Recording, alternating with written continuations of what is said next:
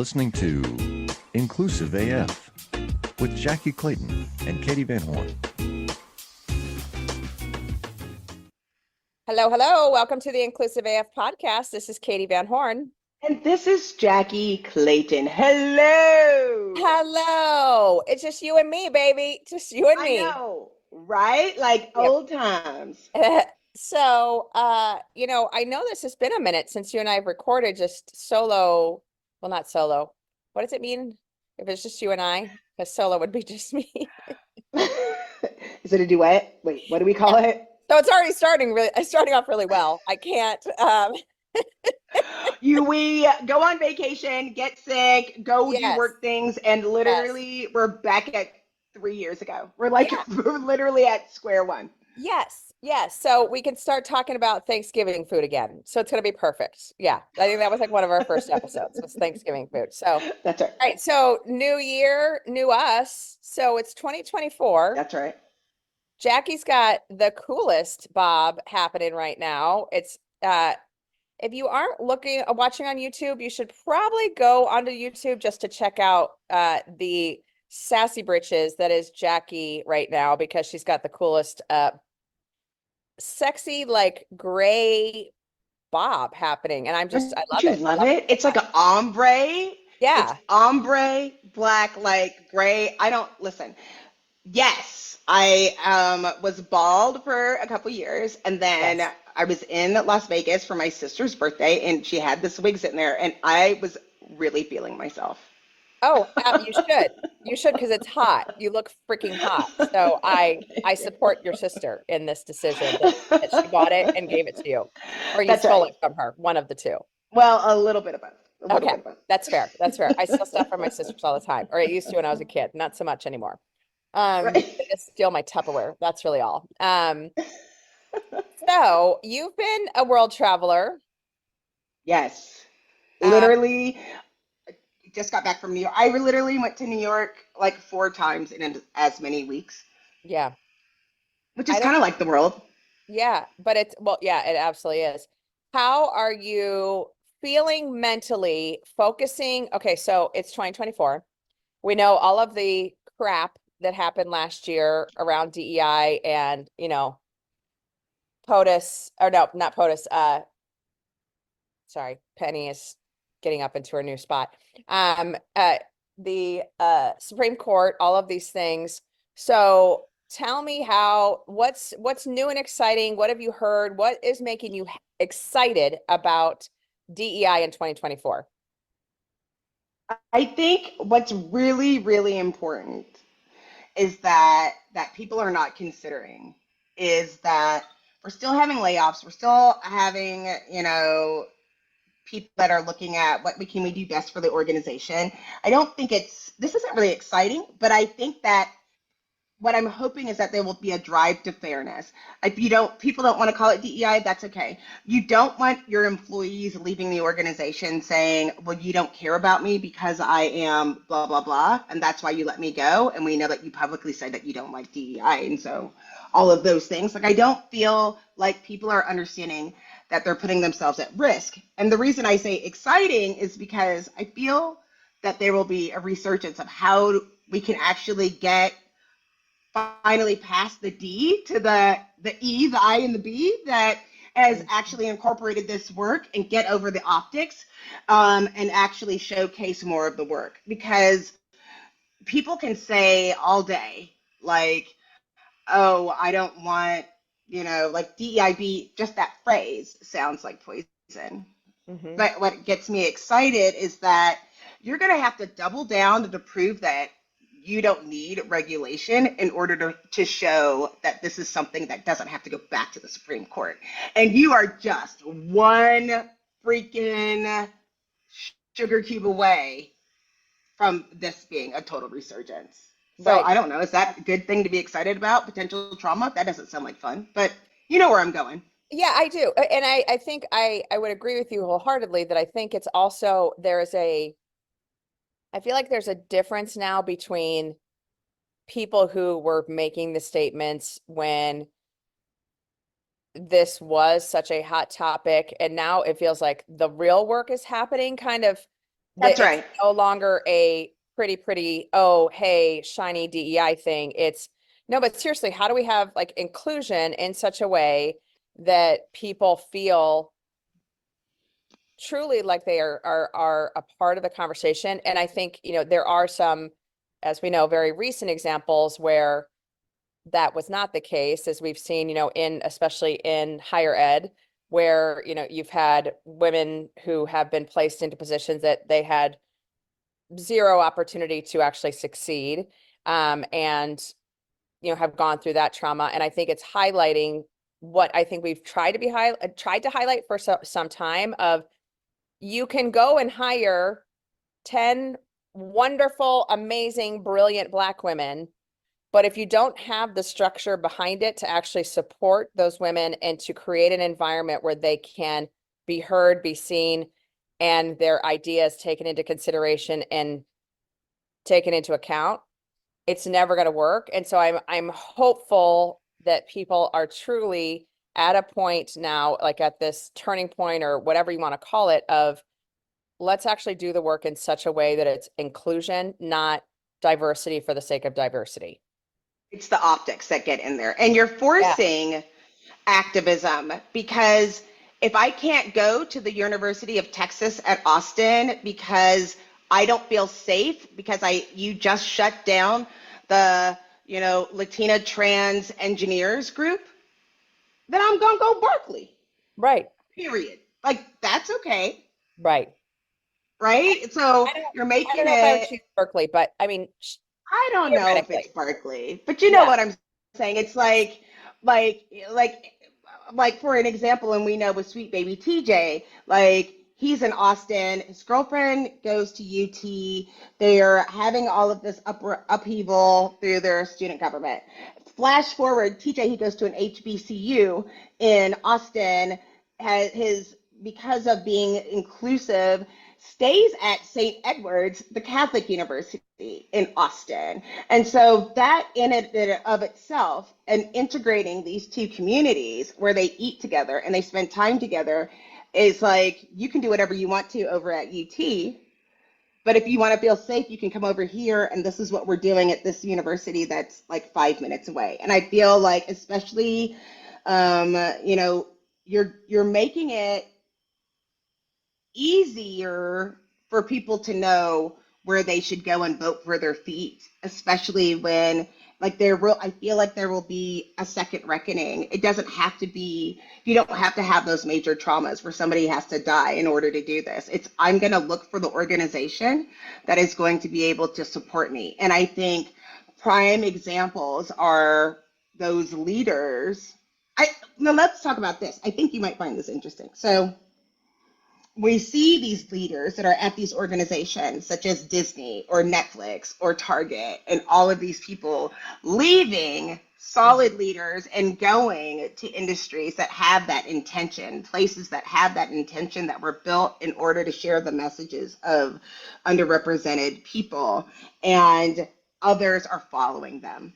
Others are following those leaders, right? And I think what we're seeing, and you can look at even with like Deion Sanders and his boys, how they went to an HBCU and then they went to another thing. It's like you have all of these groups that did what you said to do, right? I followed the rules. I went to college. I got my degree. I worked at a top company, and you're still not giving me those opportunities. So I will create those opportunities.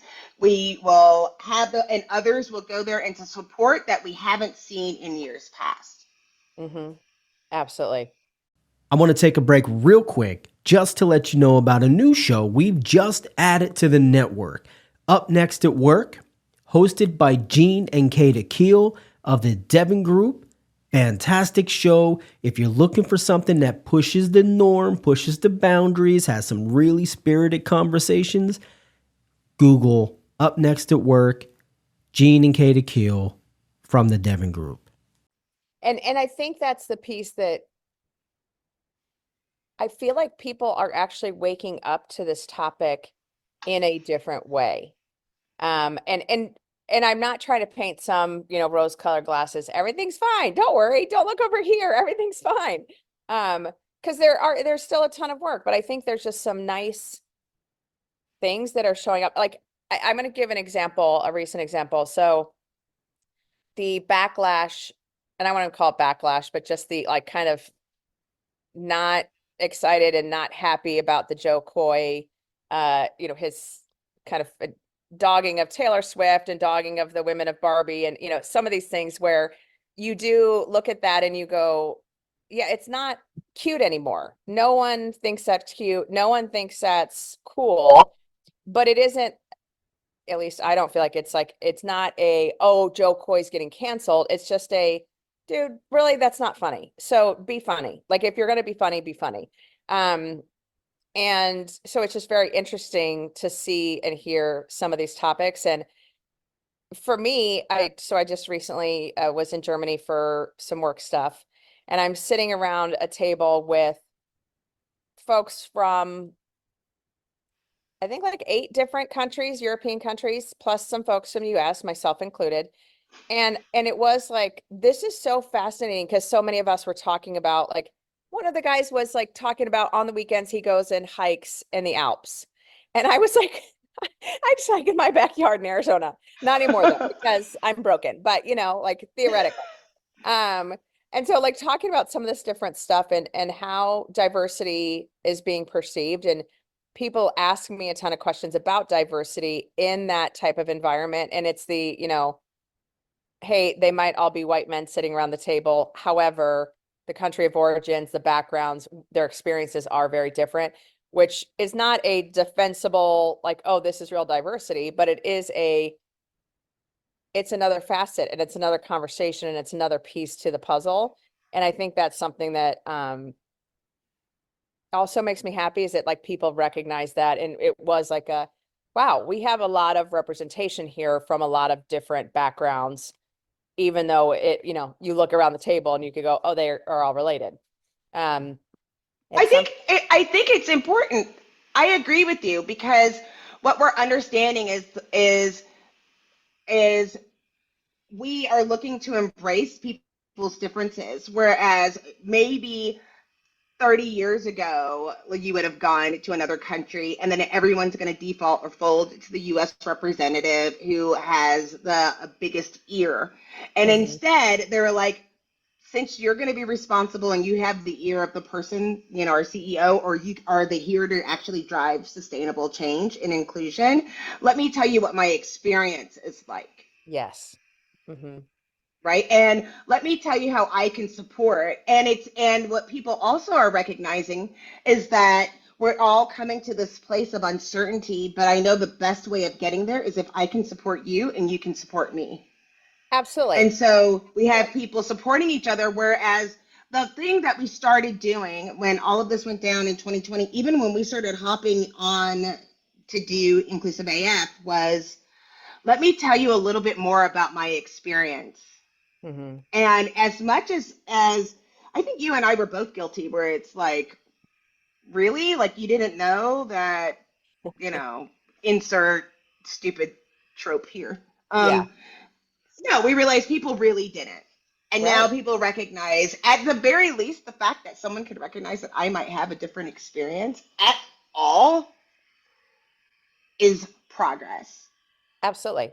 Well, it's recognizing, acknowledging, but also believing that you have a different experience. Because I think that's also part of it, is when you would sit down with leaders and you'd say, this is the experience of Black men at your company, they would be like, oh, well, is it? I mean, it wasn't that way for me. So is that really the issue? Do you really think that's a problem? And you're like, that's their experience. Like, they aren't making that up. They aren't just saying that, like, it's happening.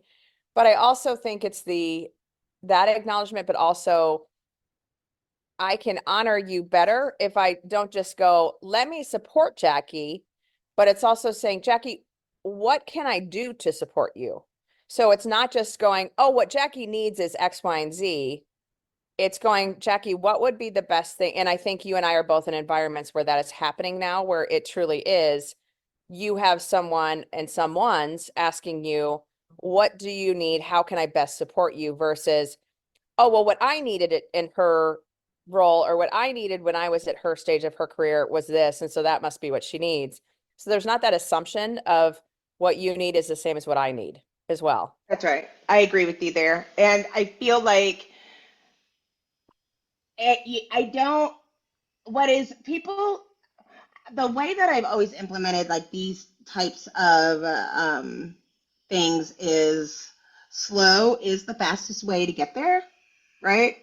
Mhm. Because we know when things happen or when you have these traumatic things happen and you're trying to do things overnight, it is so unorganized and disjointed, and then it's unclear, and then you have this immediate response where people haven't gone through strategy and have these things thought out. That's what we're seeing right now. Mhm. Is I don't want to upend and then not have any outcomes. And I think it's because it's not measurable, but it also allows people to know that this is a whole ass job, right? Yes. This Yeah. is the qualification can't be, oh, the only qualification you need is to be a member of one of these groups in order to understand what millions and millions and millions of people have been discussing, the challenges at work. And they can actually look at some of the science. But then on the other side, people who have been saying and doing this work forever are being taken to task as well. Of, okay, we do this thing because the experts said to do this thing. What is the output supposed to look like? Yep. And what has been the joke, or what has been, what have we been sold to as something that's a positive thing for DEI? But it really isn't. That's Mhm. really not the answer. Mhm. And not all of those conversations are fun, but I've been looking at, there's another point of view that has happened, um, that has come out of this, where it's like, you're not, I don't, you can't just like super liberals try to define these things either. Like, you're not understanding it from either one of these major extremes. Mhm. And we're starting to see people on, you have the people that were like overly performative, but then you have the people that mask by looking like they're really active, but not doing anything. It's Mhm. like giving people socks but no shoes on the other side. Right. And I think the amount of money that has been, and I'm going to use the word wasted, but and that might not be the right word, but the amount of money that has been wasted on those performative activities when so much of what actually needs to happen is free. And That's right. when I go into organizations, and I don't mean you shouldn't pay for someone to come in and help you with this, because we've already talked about that a gazillion times that that's not the case. But it's more the idea that how are you treating the people in your organization today? How are you giving them career opportunities? How are you talking about them when they're not in the room? All of those things that cost nothing, that we just have not been good at doing in the past, and helping leaders to understand how critical that is. And even, I'm trying to build in this new organization this conversation around feedback. And I've been in environments where feedback was mandatory and was given to the point where it was like it didn't mean anything anymore. And I've also been in organizations where people did not get feedback at all until they got their review. And then they were like, wait, what? How? I thought I was great. And now I'm getting this poor performance review. So I think even just some of these little things that people like Kieran have been talking about for years, and other folks, that it's the, how do you give good feedback? How do you have conversations around development? Just some of those, what I would say, kind of basic topics. However, they are now, I just feel like people are more aware of the importance of them. And again, I'm making a sweeping generalization because I don't think everyone is, but I think people are seeing the importance of it. And again, it's not the super liberal, hey, everyone gets a pony. Even Um, though I would love a pony. True that. Yeah, I would also love a pony. The puppy right now is on the counter. Just so we're all on the same page here, listening in to the Inclusive AF podcast. Siren. Ooh, Lord, Siren's in Well, trouble. Siren's in trouble. Here's the problem. I just got a new couch. And so the old couch is sitting in the hallway basically, so he can climb on the couch and then get on the counter. And so he thinks he's very fancy. So yeah, You he's got, know, I have to tell you, because I do not do this as long as we've ever known each other. I would say, so at Textio, we launched another product called Textio Lift that helps with feedback. And I will tell you, it has been life changing for me of understanding what good feedback is, how I communicate even with my children. Like I have been in this space for a really long time. We're going to continue to try to build tools that do that. I don't usually talk about Textio unless it's relevant. So like this isn't a sales pitch. This is just my personal testimonial. We're yeah. looking at this product and we have to have clear, actionable feedback. And I just learned, I was this many years old when I learned like the worst possible feedback that you could give somebody is you're doing a good job. Right? Yes. Like, oh yeah, what? exactly. Right? Like, what is good about it? And why is that relevant? And what does that have to do with my job description? And is this something that you've expected? And how can I continue to do a good job? Like, so now it's like, even in a rush since day one, in looking at the things that were flagged to say you need additional help in these areas to make sure this is good and actionable feedback, change the way that I communicate feedback, and also makes me feel more confident that when I give that feedback, it's something that's clear, and I'm not basing it on like my own anxiety, which has But been that's been the joke for years that I've said to people, like in giving feedback, is the whole, you sit down with your boss and it's you're doing a great job, keep doing what you're doing. And you're like, cool, if I'm doing a great job, where's my raise? Where's my promotion? right. Where's my, start the list of all the Oh, I things. didn't say it was a great job, Katie. I said it Exactly. was a And then good it's job. like, oh, well, wait a minute. What I really meant was you still have 20 different things. And then you're like, oh, Right. okay, this is what I need to work on. Thank you for at least acknowledging that there are things that I need to work on. But I also would say one of the things I have a fairly uh I won't say junior level, I won't say not as tenured team. And so it's been so fascinating also to talk to them, and I am giving them feedback, and it is, I think they're slightly shocked by it at times because it is, I am as some might know, I'm a slightly direct Oh, thinker. And so, no. and obviously delivered with kindness and with the best intentions of like, hey, no, I want you to get better at this. So I'm going to tell you the things. But it's also, I have had my peers have been shocked when I've given them feedback or talked to the CEO and given him and I'm not like coaching him in front of others because I would never, but like, it's more of like, hey, but wait a minute, like, why are we doing it this way? Let's talk about that. Or can we have a conversation about that? And I'm trying to model what I know he wants, but also what I know we all need to be doing to help him get better. So it's there's so many different nuances to it, but Jackye, Bam. 2024, it's January. Now there is a conference going on today and tomorrow that I know. Did you already you already did spoke or you'd speak tomorrow? This is William Tincup, and I'd like to direct you to a wonderful limited series podcast that Ryan and I recorded live at the ERE Recruiting Innovation Summit. We sat down with 20 recruiting and TA leaders from around the world to hear what today's best recruiters are doing to stay sharp, stay relevant, and stay ahead. It's called The Talent Shift. You'll love it. You'll find the podcast wherever you get your podcasts. Listen, like, review, share. Do you. No, I speak tomorrow. Today I'm doing a hackathon and are going to be going over some things. So tonight is the hackathon for the inclusive. Oh,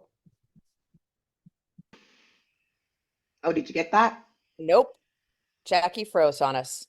All right, Jackye, come back to My us. internet connection is unstable. I'm Dang just it. unstable. Aren't we all? Please hold. I'll come right back. Yeah. No, you're there. You're there. Let You're me see good. what I can do. All Oh, right. okay. What's the conference called?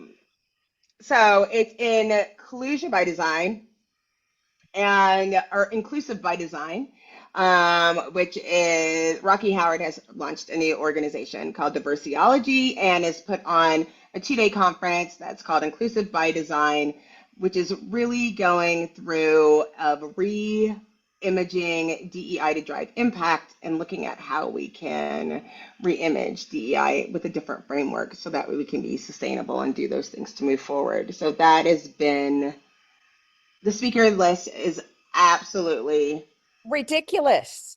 there's 35 speakers, first of all, Yes. with these like Yes. 15-minute pitches. And it's like, what? Like, huh? Yeah. So it's Inclusive by Design is the conference. Now, by the time this airs, it will be over. But what Yes. I would say to everyone listening is if you're not connected to Rocky Howard, connect with her immediately.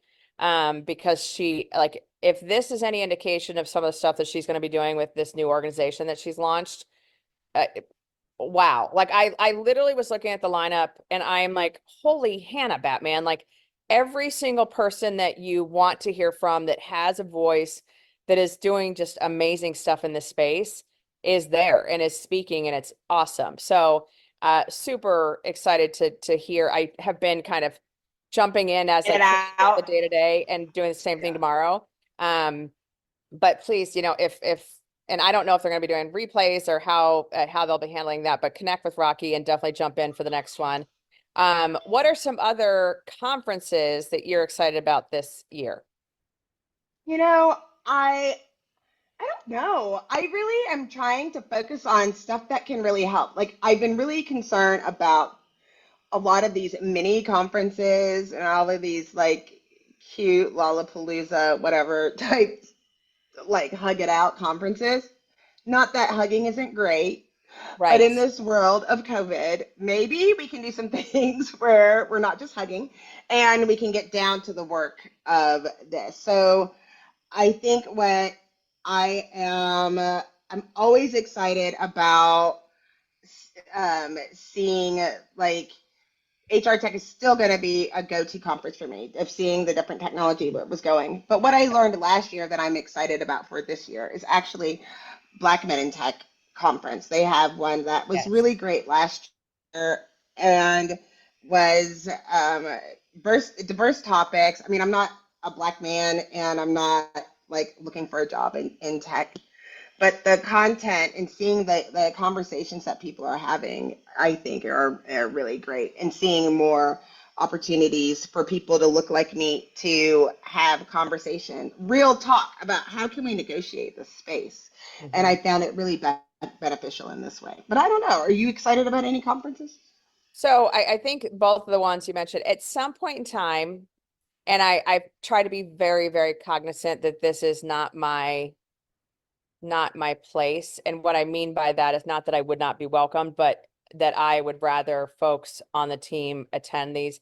Afrotech is a conference that I've always watched from afar and gone, at some point in time, I want to be there just to see it because every piece of it looks so cool. And also, like, we have some of our friends that like uh, you know, Ashton DJs for it. And, we have different Yes. things going on that like just are super, super cool.